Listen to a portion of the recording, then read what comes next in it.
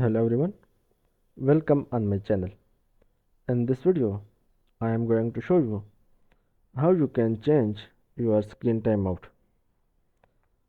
Simply go to search bar and search here control panel. Open control panel and click on hardware and sound. Now click on power option. Here the power plan you have selected. Next click on change plan setting.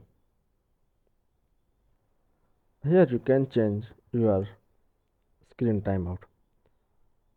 Increase or decrease whatever you want. Select the time of your choice. When you are done selecting, click on Save Setting. Just your work is done. Thanks for watching this video.